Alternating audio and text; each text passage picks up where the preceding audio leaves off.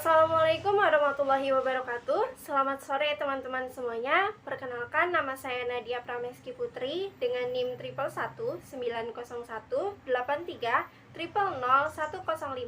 dari kelas D semester 5 jurusan Pendidikan Guru Madrasah Ibtidaiyah UIN Syarif Hidayatullah Jakarta.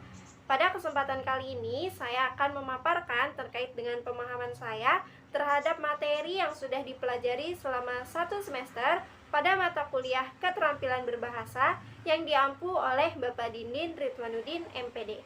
Disimak ya teman-teman. Nah teman-teman, dalam kehidupan sehari-hari kita seringkali melakukan kegiatan berbahasa, baik secara lisan maupun secara tulisan. Oleh karena itu, setiap individu harus mengembangkan keterampilan berbahasanya agar mereka dapat berkomunikasi dan melakukan kegiatan berbahasa secara baik serta efektif. Nah, apa saja sih keterampilan berbahasa tersebut? Keterampilan berbahasa tersebut ada 4. Yang pertama menyimak, kedua berbicara, ketiga membaca, dan yang keempat menulis. Menyimak dapat kita artikan sama dengan kegiatan mendengarkan, di mana pada kegiatan ini terdapat seorang audiens dengan konsentrasi penuh terhadap bunyi-bunyi yang dikeluarkan oleh si pembicara, sehingga nantinya mereka dapat menyimpulkan pesan dan informasi secara utuh. Berbeda dengan kegiatan mendengar. Kenapa berbeda? Karena pada kegiatan mendengar, seorang individu atau audiens tidak akan berkonsentrasi secara penuh terhadap bunyi-bunyi yang dikeluarkan oleh si pembicara, sehingga nantinya mereka tidak dapat menyimpulkan pesan atau informasi yang disampaikan oleh seorang pembicara. Saat melakukan kegiatan menyimak, audiens akan melewati 5 tahap. Yang pertama, tahap mendengar, yang kedua, tahap memahami, yang ketiga, tahap menginterpretasi. Di mana pada tahapan ketiga ini, seorang audiens akan mulai berkonsentrasi secara penuh, karena mereka tidak merasa puas jika hanya memahami bunyi-bunyi yang dikeluarkan oleh si pembicara. Sehingga mereka berusaha menginterpretasi maksud, pesan, dan informasi apa sih yang ingin disampaikan oleh seorang pembicara, baik secara tersurat maupun secara tersirat. Selanjutnya ada tahap mengevaluasi. Pada tahapan ini, seorang audiens akan menilai bagaimana sih penampilan seorang pembicara, mulai dari gaya bahasanya, lalu cara bicaranya, dan juga bahasa tubuhnya. Nah, yang terakhir ada tahap menanggapi, di mana pada tahapan ini seorang penyimak akan memberikan feedback atau timbal balik kepada seorang pembicara. Melalui tahapan tadi, kita dapat mengetahui bahwa kegiatan menyimak itu bersifat interaktif atau ada komunikasi dua arah, karena terjadi feedback atau timbal balik dari seorang penyimak kepada pembicara. Nah, contoh dalam kehidupan sehari-hari itu seperti saat kita melakukan diskusi atau musyawarah. Selain bersifat interaktif, kegiatan menyimak ini juga dapat bersifat non-interaktif ya teman-teman. Kalau interaktif komunikasi dua arah, berarti non-interaktif komunikasi satu arah, sehingga tidak terjadi feedback dari seorang penyimak kepada pembicara. Contohnya saat kita menonton televisi. Nah, kita kan hanya mendengarkan berita tanpa memberikan timbal balik kepada si pembawa berita.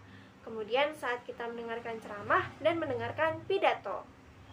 Nah teman-teman, kegiatan menyimak itu banyak sekali ya tujuannya, seperti menambah wawasan baru, menambah kosakata baru, mendapatkan inspirasi, mendapatkan sebuah kebenaran atau fakta, serta mendapatkan sebuah hiburan.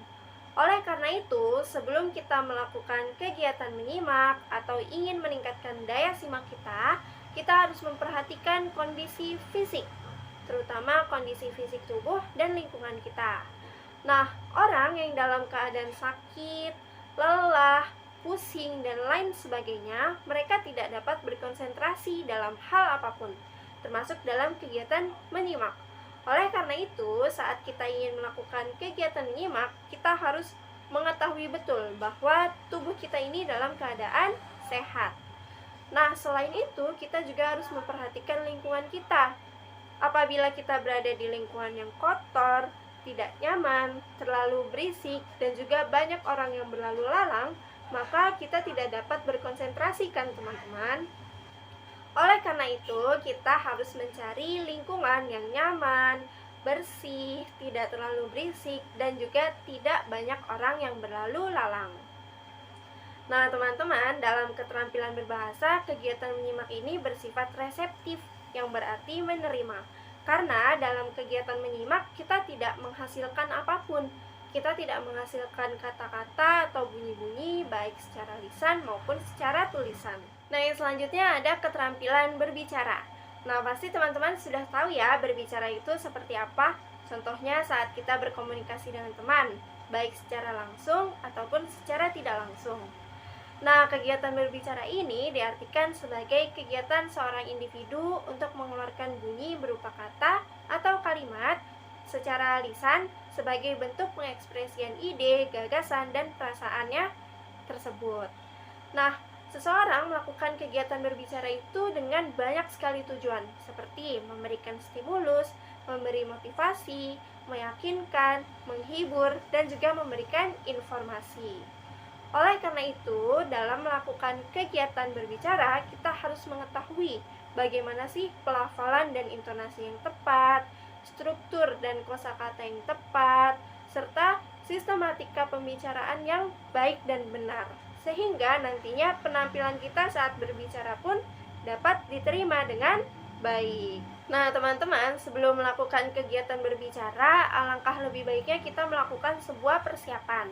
Dimulai dari mencari tahu siapa lawan bicara kita atau sasaran audiens kita. Barulah kita dapat menentukan atau memilih tema yang menarik dan sesuai dengan sasaran audiens kita. Kemudian kita harus mencari bahan dan materi yang sesuai dengan tema tersebut, agar nantinya apa yang kita bicarakan itu dapat dipertanggungjawabkan. Karena di dalam kegiatan berbicara itu ada yang namanya retorika, sehingga kita harus berbicara secara rasional, empiris, umum, dan akumulatif. Nah, teman-teman, dalam kegiatan berbicara kita harus menggunakan aksentuasi.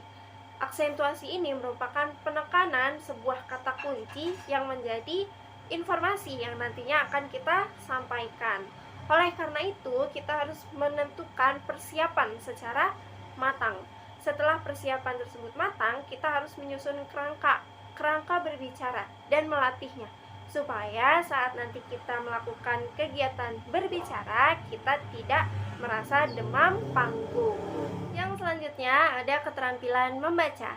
Membaca merupakan kegiatan yang dilakukan oleh seorang individu untuk mendapatkan sebuah informasi dari suatu bacaan atau tulisan. Nah, kita tahu ya teman-teman bahwa membaca itu banyak sekali manfaat dan tujuannya, seperti menambah wawasan yang luas, menambah kosakata baru, mendapatkan ide atau inspirasi, dan menjadi sebuah hiburan. Nah, teman-teman, membaca itu ada dua jenis, ada membaca nyaring dan ada juga membaca dalam hati. Saat kita melakukan kegiatan membaca nyaring, maka kita akan mempekerjakan 3 indera kita, yaitu mata, mulut, dan juga telinga. Nah, mata kita akan berusaha memindai kata dan tanda baca dari sebuah teks tersebut. Sedangkan mulut kita akan berusaha mengeluarkan bunyi pelafalan dari kata-kata tersebut. Nah, telinga kita akan menyimak apakah pelafalan dan intonasi yang kita gunakan itu sudah tepat atau belum. Nah, pada kegiatan membaca dalam hati, seorang pembaca akan membaca tanpa bersuara, sehingga mereka akan lebih berkonsentrasi terhadap bacaannya, karena suasananya lebih damai dan juga tenang. Nah, kegiatan membaca dalam hati ini terbagi menjadi dua, ada membaca ekstensif dan ada juga membaca intensif. Membaca ekstensif biasanya dilakukan oleh seorang pembaca untuk mengetahui isinya dalam waktu yang singkat. Contohnya seperti membaca survei, membaca sekilas, dan juga membaca dangkal. Sedangkan membaca intensif biasanya dilakukan oleh seseorang pembaca untuk mendapatkan sebuah pemahaman, sehingga mereka akan membaca secara teliti. Nah, membaca intensif ini terbagi menjadi dua, ada membaca telaah isi dan juga membaca telaah bahasa. Membaca telaah isi contohnya membaca kritis, membaca ide, membaca pemahaman, dan juga membaca teliti.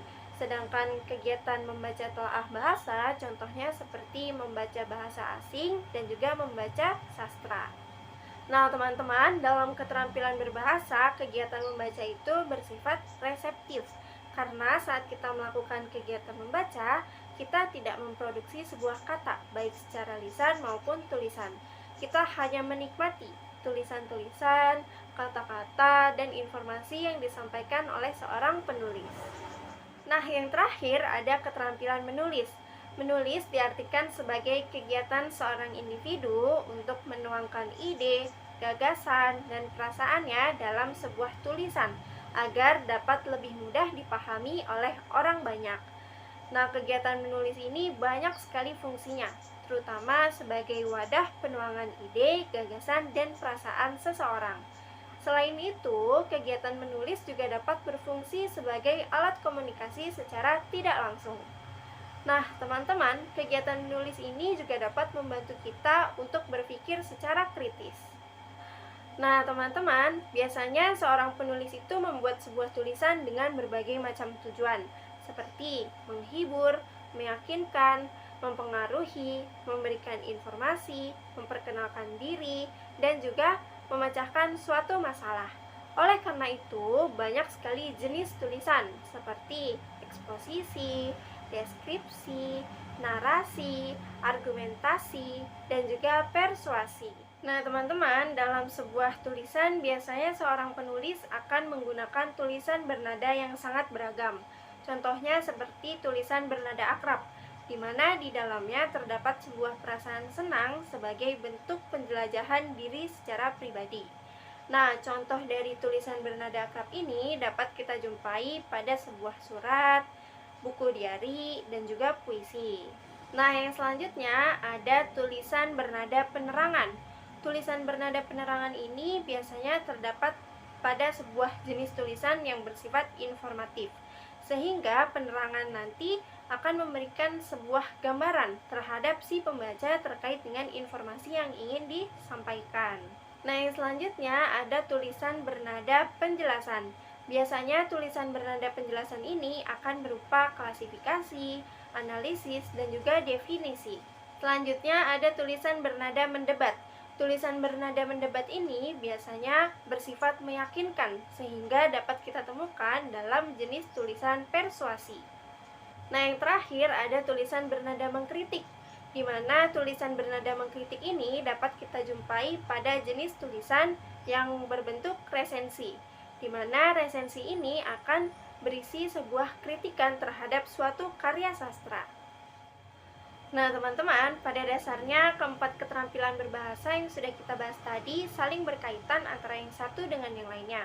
Contohnya, seperti saat kita ingin menulis sebuah tulisan, maka kita akan mencari sebuah inspirasi melalui kegiatan menyimak dan juga kegiatan membaca. Sama halnya, ketika kita ingin melakukan kegiatan berbicara, kita akan melakukan kegiatan menyimak, membaca untuk mencari sebuah inspirasi. Lalu, kita akan melakukan kegiatan menulis untuk menyusun sebuah kerangka agar nantinya apa yang kita bicarakan lebih sistematis, rasional, dan dapat dipertanggungjawabkan. Nah, sekian pemaparan materi dari saya. Semoga apa yang saya sampaikan dapat bermanfaat. Kurang lebihnya mohon maaf. Wabillahi taufiq wal hidayah. Wassalamualaikum warahmatullahi wabarakatuh.